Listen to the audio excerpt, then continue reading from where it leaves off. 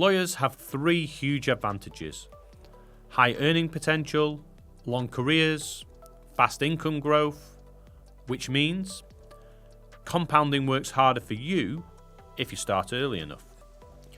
I work with two partners, both aged 40, same firm, same drawings. One had been investing consistently since 30, the other started at 40.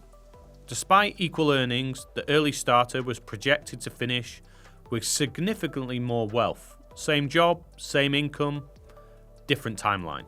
A partner's greatest advantage.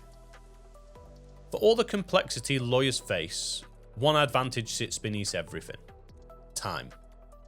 Not effort, not brilliance, time.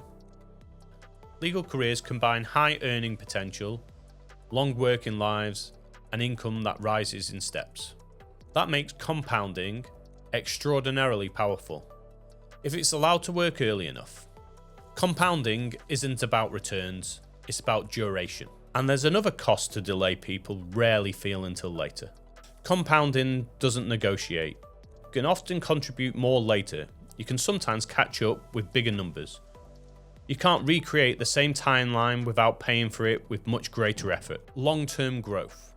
This is where bonuses quietly change outcomes, not because of returns, but because of consistency. Repeated boring decisions here compound over time. This isn't about timing markets or chasing performance, it's about letting lump sums do what monthly savings often can't.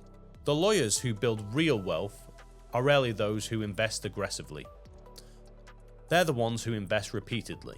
Timing beats cleverness. The biggest tax wins I see are rarely sophisticated. They're boring, decisions made early. Early awareness, early alignment, early contributions, early separation of tax. Late planning feels urgent, early planning feels calm, and calm preserves choice, urgency removes it. The final piece most lawyers underestimate is consistency. Wealth is rarely built by big moments, it's built by boring, repeatable behaviour. One of the most famous investment studies ever conducted found that the best performing investors were often those who forgot about their accounts. Not because they were lucky, because they didn't interfere. Behaviour beat intelligence. Busy lives quietly break fragile systems.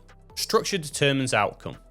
Two lawyers can earn the same income and live completely different financial lives. One feels calm, one feels perpetually behind. The difference is rarely effort. It's how much money flows. When structure is right, good behaviour happens automatically. Tax is ring-fence, savings happen quietly, decisions are pre-made. A well-designed pension does three quiet but powerful things.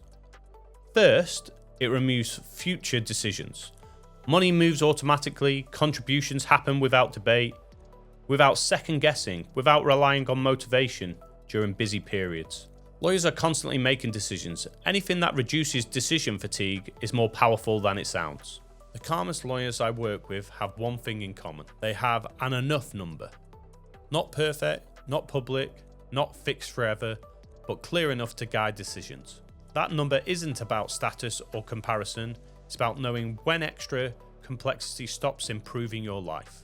Money behaves best when it knows its job. Short-term money needs stability.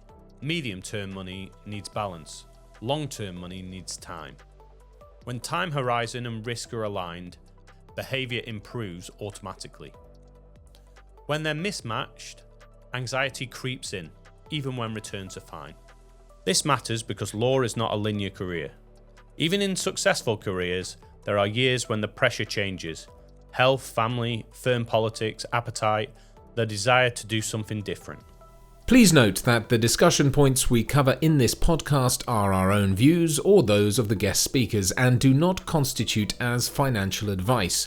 We always recommend that you speak with a professional before considering your own situation and taking action.